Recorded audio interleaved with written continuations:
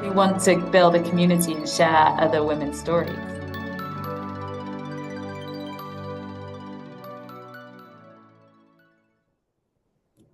Hi, everyone, and welcome to Tea with Tea. This is the She Who Leads series, and this season we're shining the spotlight on women in technology. And I am so excited to start with a really fantastic leader who has recently joined a business called Genpact, but she has got an exceptional story to tell. So, Charisma, thank you so much for joining us. It's great to have you here. Awesome. Thank you so much, Terry, for having me here today. I'm Charisma Glassman. I'm a senior partner, vice president of global retail advisory at Genpact. We are an advanced technology solutions company based out of New York City and our serve our clients globally. I'm excited to be Amazing. here today and have to chat with the audience and Terry. Thank you so much. It's a real pleasure. Just so everybody can get to know you to begin with, do you mind just giving us a bit of career background and how you've shaped your path to date? Awesome. Yes. So I say, all those who wander are not lost. So that has been my personal and professional motto. I've been very fortunate in my career to have very different paths and not a traditional path to success. And so I say career paths are not traditional. It's like a bouquet of experiences. That's the analogy. I'd like to use it for myself, and that would be my advice for listeners, whosoever is listening on any platform. So my background really started in traditional advertising companies. I come from four generations of advertisers. My family background's all advertising and marketing. Dinner conversations are always all about businesses in Asia, in APAC, and Latin America, and globally in Europe as well. And then my career kind of led to more digital marketing side of the world. So I kind of got into the digital computer aspects. I was one of the few early people who went to London and started in e-commerce. This is early 2000s around the dot-com boom. And then it kind of started pivoting towards more technology as marketing started becoming more tech. I got into Hmm. more tech roles. Then it became more customer experiences. So now, over the last 24 years, I pride myself that I have had the whole career swing around the office of the CMO, the chief digital officer, the office of the chief product marketing officer. So I've worked with many great leaders, sponsors, and mentors, and bosses and managers. And today I help world's top retailers design their customer experiences as well as drive efficiencies and values across their businesses and help lift the businesses across the world. Amazing. And do you feel like that was the vision when you went into your career? Obviously, talking about your family being in the same kind of media and world as well. Was this the plan where you are now? I think I had a North Star in mind. I wanted to know, I always knew I wanted to be a CEO of a firm, Yeah. and but I kind of did not know the path to it. So I'm still, I say every job, every role, every opportunity we take teaches us a lot about what is next. I've taken those learnings seriously. I take my Mm. roles very seriously. So at the time, to answer your question, I did not know where I wanted to go, but Hmm. very early on, I kind of knew I this is my North Star. Yeah. How is kind of been very fluid, but I truly believe in what Steve Jobs said in his 2005 speech at Stanford. When you look back, the dots will start to connect. Yes. And it's sometimes you don't realize how that's playing out, right? You're just on the journey and kind of thinking, like, how did I end up here? But they do, and I'm sure they do connect at some point.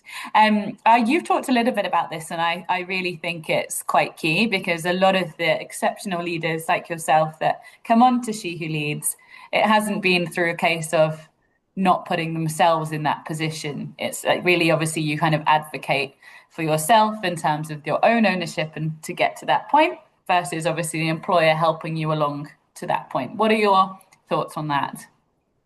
Absolutely. I mean, you're your own most important and the best advocate. Hmm. So, especially in women, we're very shy, and also some of our male colleagues are Mm. slightly introverted. How can somebody else tell your story better than you can? However, I do say we have to be humble about it and come across as more, humbly, I have done this rather than I have done this before, Hmm. in a more arrogant way. I take a more humble approach. However, I think that we are our best PR agents, we are our best advocates. And if you're Hmm. not advocating for yourself, uh, and allyship with the people who are advocating for you in the rooms you are not there, Yeah. then you're not being justice to your career and your experience. Yeah, so true. And it's honestly it resonates for every especially every female leader, I think, in who's in no matter what industry you're in. It's like actually if you're not trying to advocate for yourself, these things don't naturally come always. So it's an important lesson to share, I think. Thinking about your wider career and obviously the twists and the turns and from where you started to where you are now, what's the biggest piece of learning that you've had along the way?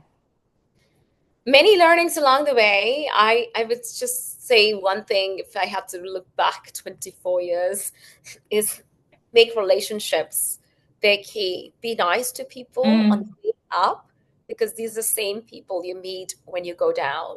yeah. The careers are like a hill or a So mountain. true. Not Yeah. every titles are rented when you're on the top as you're climbing. So I try to give back in terms of advice or time or showing up to events as much Hmm. as I can and my calendar allows. Be nice Hmm. to clients. I was in the client side, then I became a consultant.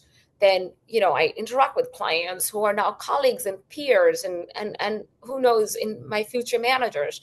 But the world is really round, and Mm, I would just say, I understand the pressures. I understand the pressure to deliver numbers. I understand we live in a very volatile VUCA 2.0 world, and have to lead with conviction, mhm. curiosity, and courage.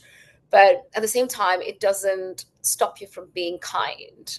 No, it doesn't. And that means, can I just add that I was talking, Charisma told me about a book, and then she sent me the book on Audible, which is so kind. So she really does live true to those values. And it's so true. I think it's really important that you take people along on the journey with you, regardless of where you're at in terms of hierarchy and vice versa, because it does come around, doesn't it? And those people that you think I'll never see them again, you probably will. So yeah, And I it's do it definitely. without anything expectation in return. And I hope Mhm. most people paid forward, Yeah. especially from a female executive to another. And Terry, Yes. I sent you that book, but I really meant it, for the audience. It is called The Broken Rung, written by four McKinsey consultants, who are all females who really believe in building, for female executives, Hmm. how to build experience capital and talk about your experience from that perspective. Yes. I think we don't do enough to lift each other women up as opposed to just helping everybody else along. I think it's okay, what can I do to help you and vice versa? And I really am grateful for you sending that. And I think hopefully the audience will enjoy the book too. It led me to my next few features in terms of thinking about equity and equality on LinkedIn because you just don't pay as much attention, I don't think, to all layers when it comes to thinking about women in leadership and how we can actually help fix where we are today. Absolutely. I try to do a lot of lunch and learns. I keep, especially women in tech are, we Mm, are outnumbered very quickly. Also, yes. women in finance. So when I see a peer colleague or any levels agnostic, Mm, I reach out and say, hey, if you need anything, you just want to vent sometimes. There's a lot mm. of pressure. Just call me.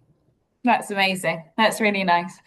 And as you say, so much as the diary allows, right? It's you can do so much, but also you have a big role to do. Um, is there a part of your role where you get real sense of satisfaction? Many parts of the role. I take leadership very seriously. I feel like I want to develop people leadership Hmm. skills. And so that is part that is very satisfying is you're making an impact through people as you grow in your career. Mm, It's not about your individual contribution that really matters. You, even CEOs in the C-suite, you're always leading through people and enabling the talent. So the talent part of it is very close to my heart and leadership style.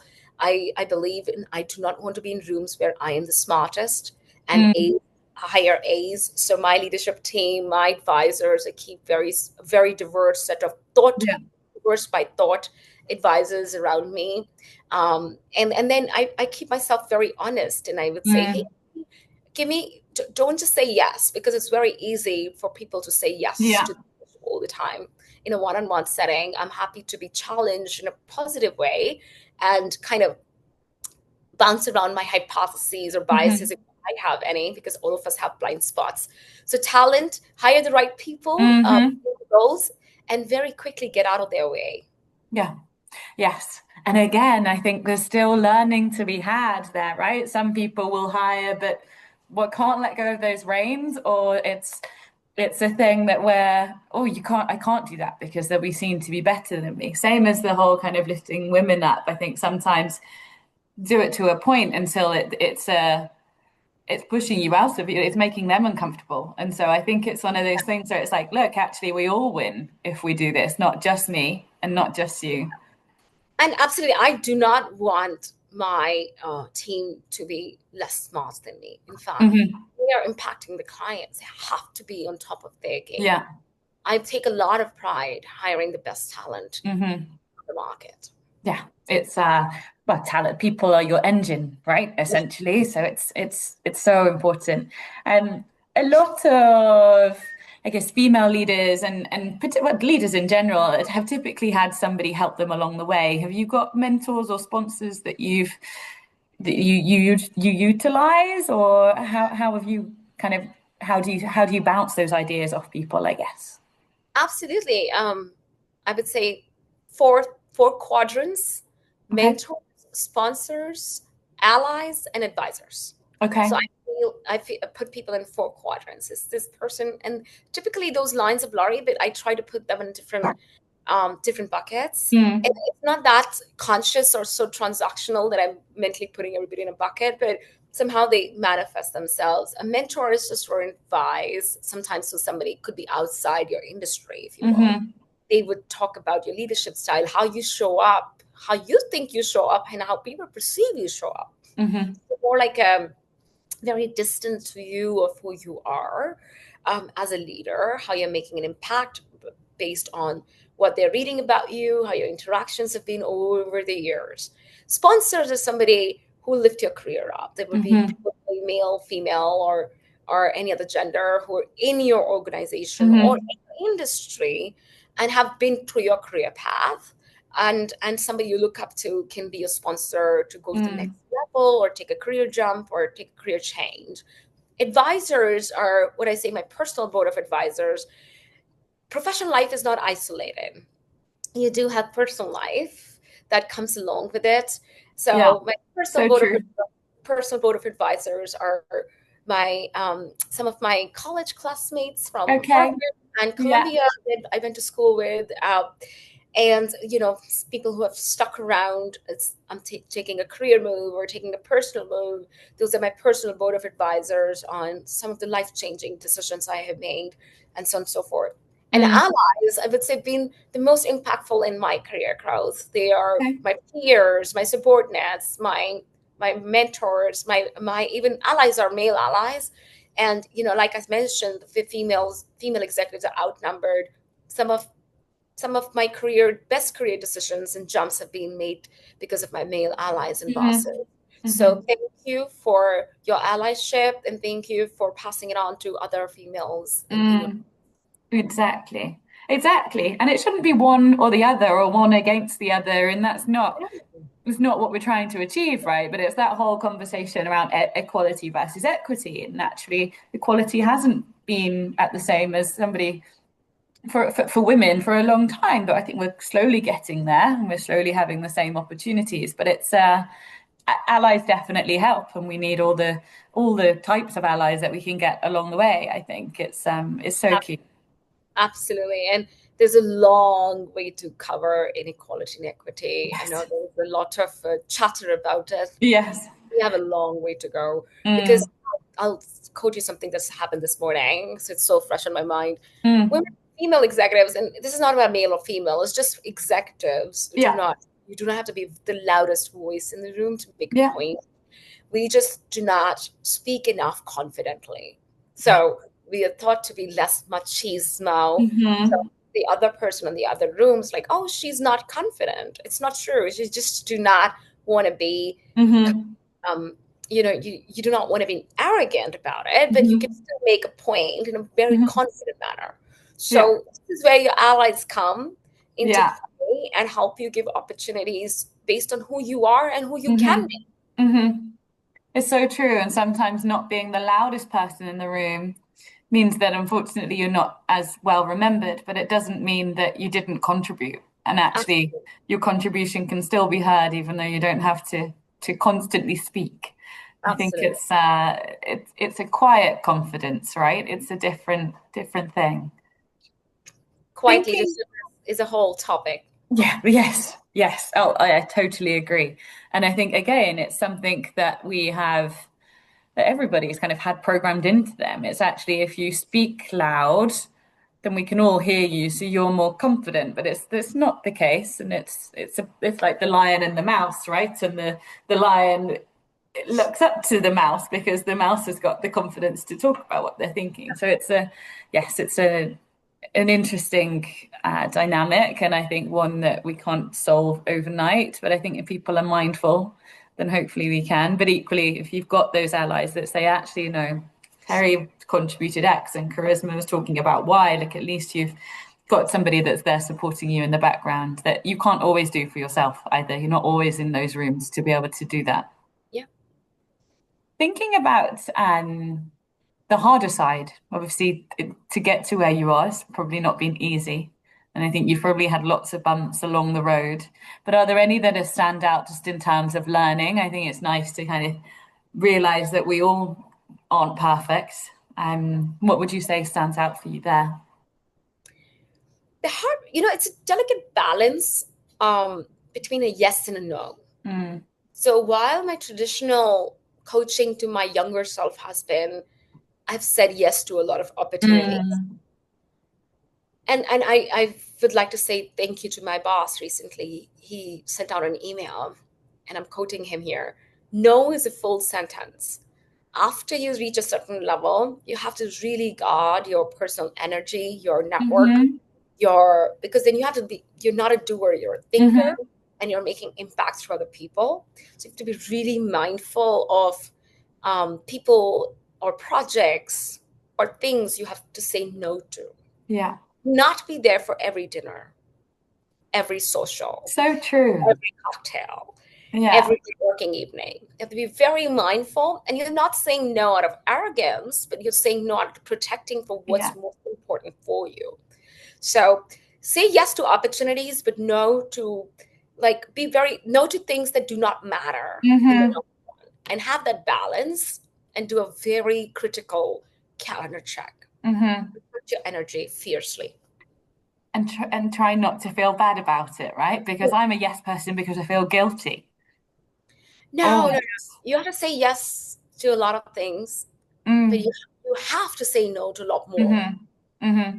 Since I've become a mum, I feel like I have no choice because I don't have the energy. I physically cannot be doing all of the things that I used to do from a social networking perspective for work. I just I can't.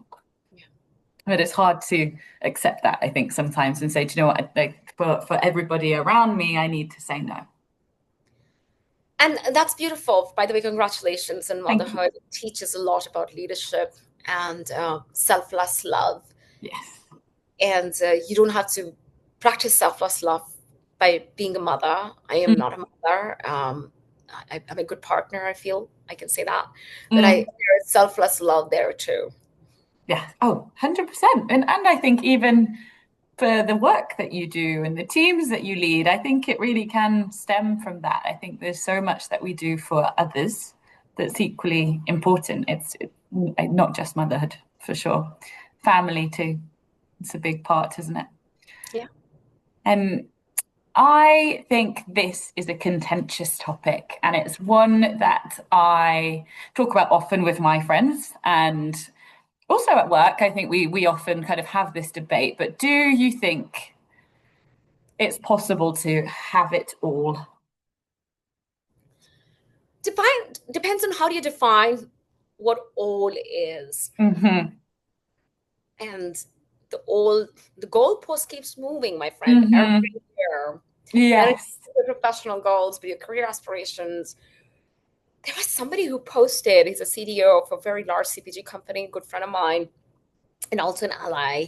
And he posted something on LinkedIn saying that, remember, today you are where you wanted to be 5 years ago. So true. And we So forget that though, right? You're just so caught up in the today that actually, if you looked back on yourself 5, 10 years ago, you'd think, oh my gosh, made it. made it far beyond. So the goalpost keeps moving. So can you have it all? I would say depends what all means to an individual. Am I Mm, having it all? Probably not yet. I mean, I would say that my goalposts, I'm very aspirational, so my mhm, goalposts keep moving every year. mhm.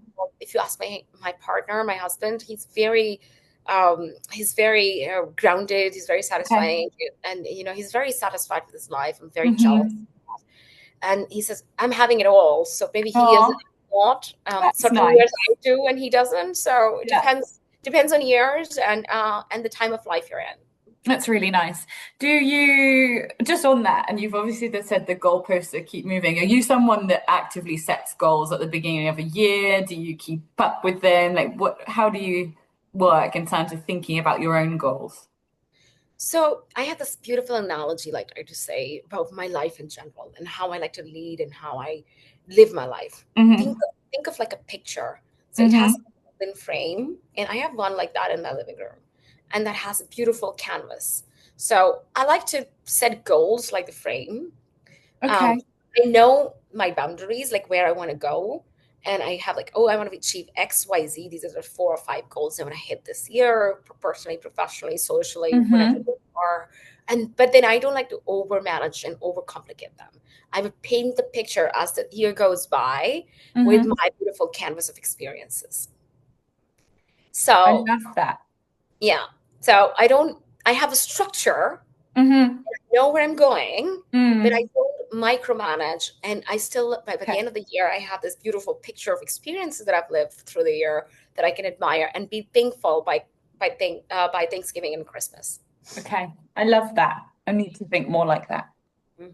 So good. And it saves you being set in rigid parameters that might not be achievable at that time. I understand that totally. Um, if we're thinking about women leadership, the glass ceiling, we've talked about it a little bit already, but do we do we think we can get there in terms of equity versus equality? What are your thoughts around this, Charisma?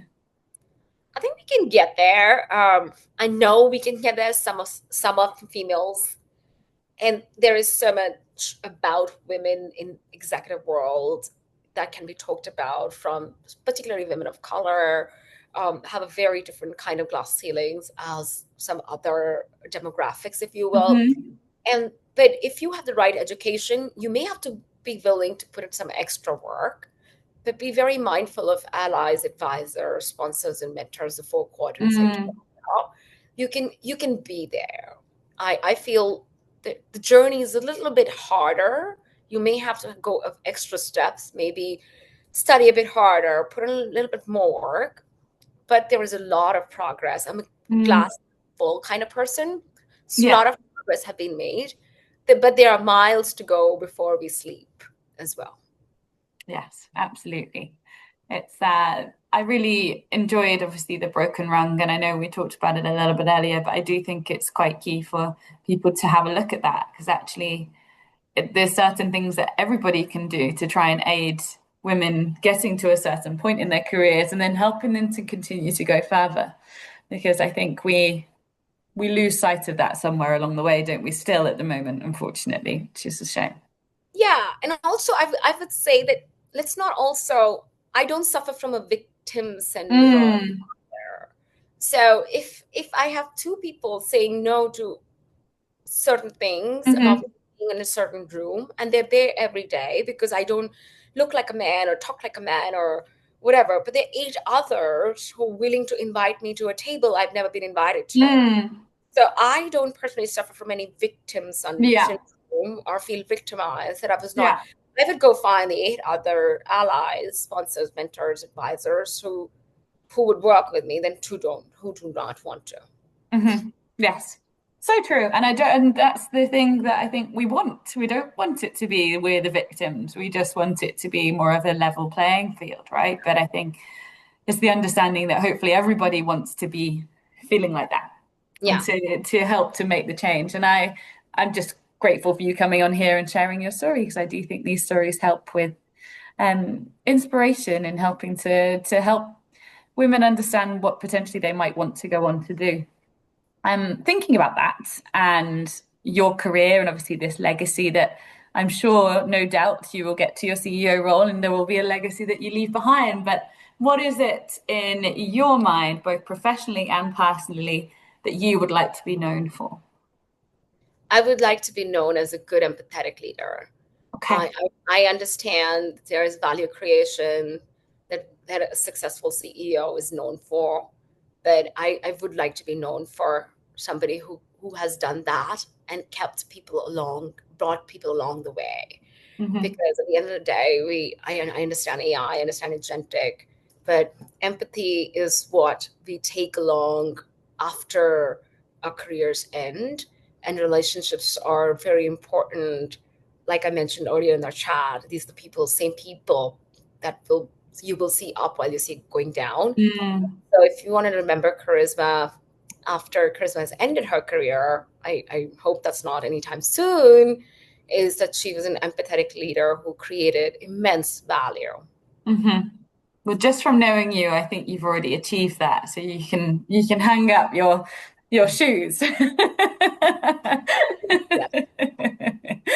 But honestly, from just the interactions that you and I have had, I think you're a fantastic leader, and thank you so much for joining us and sharing your story. I have no doubt that you will go on to achieve this CEO position. I think you'll be fantastic when you do get there, but obviously there's some more road stepping stones along the way to take you to that point for sure. But thank you so much, Charisma. It's been a pleasure. I'm really grateful that you joined us. Thank you very much for having me today.